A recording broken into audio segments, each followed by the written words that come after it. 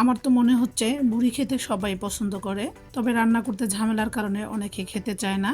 তো আমি আসছে কোরবানি ঈদের জন্য আজকে রেসিপিটি তৈরি করে দেখাবো।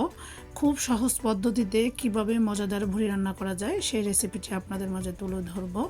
আসসালামু আলাইকুম, কেমন আছেন আপনারা সবাই? আল্লাহর অশেষ রহমতে আমিও ভালো আছি। তো চলুন দেখে নেওয়া যাক ভুড়ি রান্না করার জন্য প্রথমে কি কি লাগছে। আমি প্রথমেই পর্যাপ্ত পরিমাণে পানি ফুটিয়ে নিয়েছি, দিয়ে দিয়েছি 1 চা চামচ হলুদ।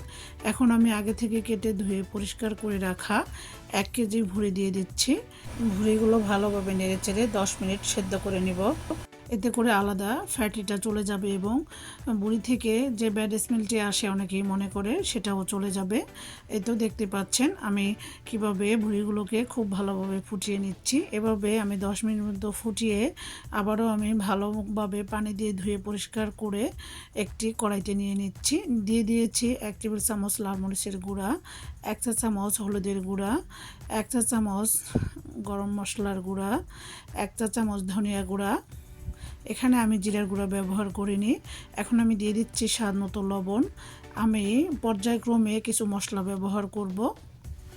এখন এখানে আমি নিয়ে নিয়েছি এলাচ, লবঙ্গ, তেজপাতা, স্টার আনিস, গোলমরিচ। এই তো দেখতে পাচ্ছেন আমি সবগুলো মশলা এখন ঢেলে দিচ্ছি এবং আমি যে মশলা গুঁড়াটা ব্যবহার করেছি তার মধ্যে জয়ফল জয়ত্রীও ছিল। জয়ফল জয়ত্রী যদি না থাকে আলাদাভাবে গুঁড়ো করে দিলেও দিতে হবে, তাহলে মুড়িটার ব্যাড স্মেলটি চলে যাবে, খেতে কিন্তু অসাধারণ হবে। এরপর আমি দিয়ে দিয়েছি 3 টেবিল চামচ আদা রসুন বাটা, 1 চা চামচ কাঁচা মরিচের পেস্ট এবং দিয়ে দিচ্ছি 2টি বড় পেঁয়াজ। এখন আমি এখানে হাফ কাপের মতো তেল দিয়ে দিয়েছি। এর চাইতে বেশি তেল এখানে আমি আর ব্যবহার করব না। আমি পর্যায়ক্রমে আরও তেল মশলা ব্যবহার করব। তো পুরো ভিডিওটি না টেনে দেখুন এবং দেখতে পাবেন কিভাবে মজাদারভাবে ভুড়িটি তৈরি করে নিব। এখন আমি সব কিছু ভালোভাবে নেড়েচেড়ে ঢাকনা দিয়ে ঢেকে মিডিয়াম আঁচে 5 মিনিট রান্না করব। এই তো ফিরে আসছি 5 মিনিট পর। এখন আমি আবারও ভালোভাবে নেড়েচেড়ে দিচ্ছি।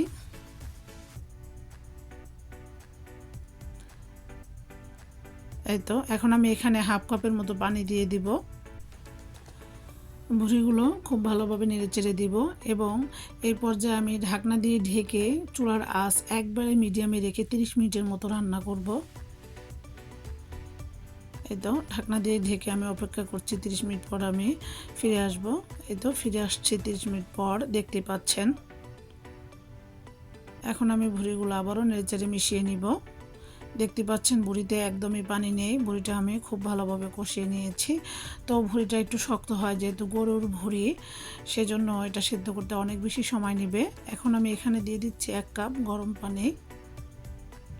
পানিটা দিয়ে আমি ভালোভাবে নেড়েচেড়ে ঢাকনা দিয়ে ঢেকে আরও 30 মিনিট রান্না করেছি।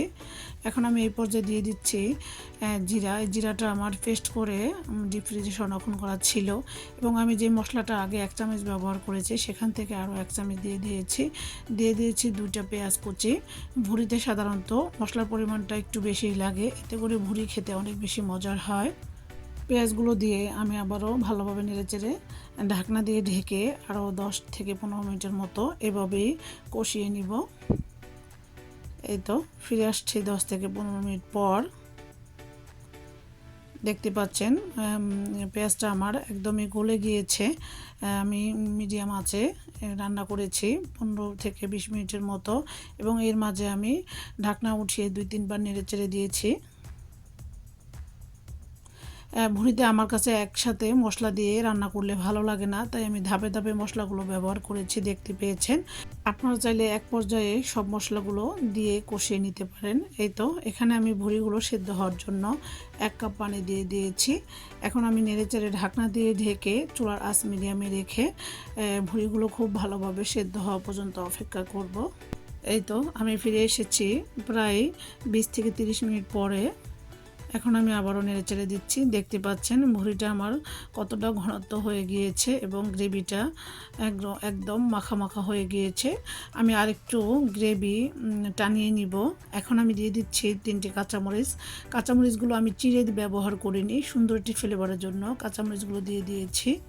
ভুঁড়িগুলো আমার একদম সিদ্ধ হয়ে গিয়েছে, আমি অফ ক্যামেরা চেক করে দেখেছি। এখন ঢাকনা দিয়ে ঢেকে ভুঁড়িগুলো এক সাইডে রেখে একটি বাগার তৈরি করে নিব। এখানে আমি একটি ফ্রাই প্যান নিয়েছি, এর মধ্যে আমি দিয়ে দিব রান্নার রেগুলার সয়াবিন তেল হাফ কাপ। এখন আমি দিয়ে দিব কিউব করে কেটে রাখা দুটি পেঁয়াজ। এই তো পেঁয়াজগুলো দিয়ে আমি ভালোভাবে নেড়ে চেড়ে সফট হয়ে আসা পর্যন্ত ভেজে নিব। এই পর্যায়ে দিয়ে দিচ্ছি 3-4টি শুকনো মরিচ এবং পেঁয়াজটাকে আমি একবারে সফট হয়ে আসা পর্যন্ত ভেজে নিব। পেঁয়াজটা যখন হালকা সফট হয়ে এসেছে ওই পর্যায়ে আমি 1 চা চামচ কাঁচা আস্ত জিরা ফোড়নের জন্য দিয়ে দিয়েছি। এখন পেঁয়াজ এবং মরিচের সঙ্গে কাঁচা আস্ত জিরাটাকে খুব ভালোভাবে ভেজে নিব। পেঁয়াজ মরিচ এবং আস্ত জিরাটা যখন একদম ভাজা হয়ে গিয়েছে ওই পর্যায়ে আমি দিয়ে দেব আগে থেকে রান্না করে রাখা গরুর ভুঁড়িগুলো। এই তো দেখতে পাচ্ছেন আমি সবগুলো ভুঁড়ি দিয়ে খুব ভালোভাবে নেড়েচেড়ে রান্না করে নিব আরও 5 থেকে 7 মিনিট। আমি ভুঁড়িটাকে একটু গ্রেভি রাখবো, আমার কাছে গ্রেভিওয়ালা ভুঁড়ি খেতে ভালো লাগে। আপনারা চাইলে একদম পানিটা শুকিয়ে ভাজা করে নিতে পারেন। এই তো দেখতে পাচ্ছেন ভুঁড়িটা দেখতে কতটা লোভনীয় এবং ইয়াম্মি মনে হয়েছে। আশা করি আমার আজকের ভুঁড়ি রেসিপিটি আপনাদের উপকারে আসছে কোরবানির ঈদে আপনারাও সহজ পদ্ধতিতে এভাবে ভুঁড়ি রান্না করে বাসার সবাইকে খাওয়াতে পারেন। ইনশাআল্লাহ আমি কথা দিচ্ছি সবাই খেয়ে আপনার প্রশংসায় পঞ্চমুখ হবে। দিয়ে দিয়েছি 1 চা চামচ এলাচ এবং ভাজা জিরার গুঁড়া। এই তো আমার রেসিপিটি একদম কমপ্লিট হয়ে গিয়েছে। রেসিপি কেমন লেগেছে অবশ্যই কমেন্ট করে জানাতে ভুলবেন না। এই তো দেখতে পাচ্ছেন আমি গরম সার্ভ করে নিচ্ছি। আসছে কোরবানির ঈদে সহজ পদ্ধতিতে এভাবে ভুঁড়ি রান্না করে খেয়ে দেখবেন। ইনশাআল্লাহ আমি কথা দিচ্ছি আপনাদের রেসিপিও অনেক বেশি মজার হবে। আশা করি আমার সহজ পদ্ধতিতে গরুর ভুঁড়ি রান্নার রেসিপিটি আপনাদের ভালো লেগেছে। যদি ভালো লেগে থাকে প্লিজ একটি লাইক দিবেন এবং চ্যানেলটি সাবস্ক্রাইব করে পাশেই থাকবেন। তো আজকের মতো তাহলে এখানে বিদায় নিয়ে নিচ্ছি। পরবর্তী ভিডিও দেখার আমন্ত্রণ জানিয়ে আল্লাহ হাফেজ।